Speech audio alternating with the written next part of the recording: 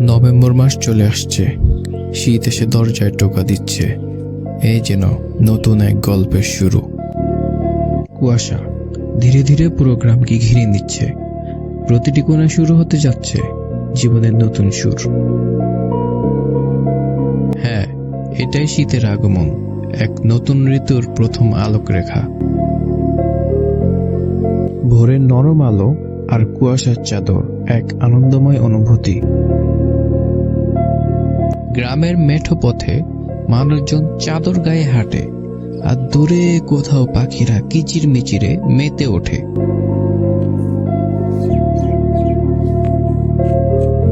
ছোট ছোট এই মুহূর্তগুলো যেন অন্য এক জগতের গল্প বলে।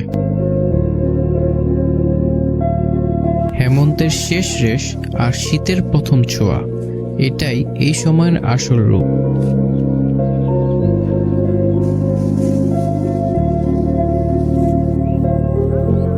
মিষ্টি রোদ আর হালকা কুয়াশার মধ্যে হাঁটার অনুভূতিটা সত্যিই খুব দারুণ। সূর্যের প্রথম রশ্মি ধীরে ধীরে গা ছুঁয়ে যাচ্ছিল, আর ফিস ফিস করে কোনো গভীর রহস্যময় কথা বলে যাচ্ছিল।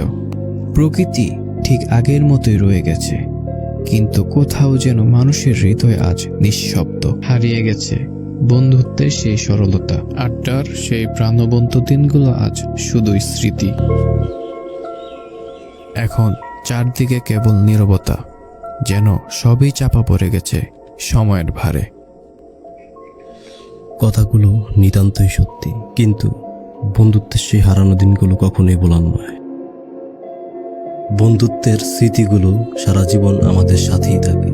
জীবনের প্রয়োজনে হয়তো আজ আমরা এক একজন এক এক জায়গায়, দেখা হয় না, কথা হয় না, সে তো অনেক দিন। তবুও মনে পড়ে সেই দিনগুলো। বেঁচে থাকলে আবারও একসাথে হব, মেতে উঠবো সেই আড্ডায়, আবারও ফিরে যাব সেই দিনগুলোতে।